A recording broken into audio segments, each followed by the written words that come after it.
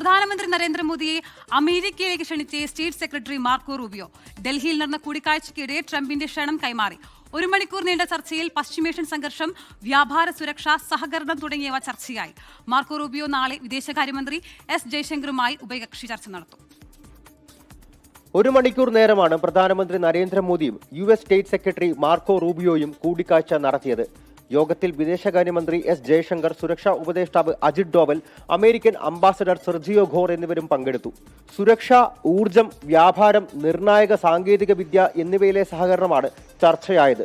പശ്ചിമേഷ്യൻ സംഘർഷം ഉൾപ്പെടെ ആഗോള സുരക്ഷാ സമാധാന വിഷയങ്ങളും ഇരു നേതാക്കളും സംസാരിച്ചു.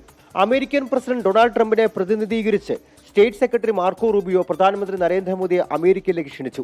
4 ദിവസത്തെ സന്ദർശനത്തിനെത്തിയ മാർക്കോ റൂബിയോ നാളെ വിദേശകാര്യമന്ത്രി എസ് ജയശങ്കറുമായി ഉഭയകക്ഷി ചർച്ച നടത്തും. തിങ്കളാഴ്ച ജയ്പൂരും ആഗ്രയും സന്ദർശിക്കും. തുടർന്ന് ചൊവ്വാഴ്ച ക്വാഡ് വിദേശകാര്യ മന്ത്രിമാരുടെ സമ്മേളനത്തിലും പങ്കെടുക്കും. 24 ഡൽഹി. ലോകത്തെവിടെയായാലും ഏത് സമയത്തും 24 വാർത്തകളും ഓഗ്മെന്റഡ് റിയാലിറ്റി പാക്കേജുകളും എക്സ്പ്ലെയിനറുകളും വിശദമായി കാണാൻ ഞങ്ങളുടെ യൂട്യൂബ് ചാനൽ നിങ്ങൾക്ക് സബ്സ്ക്രൈബ് ചെയ്യാം.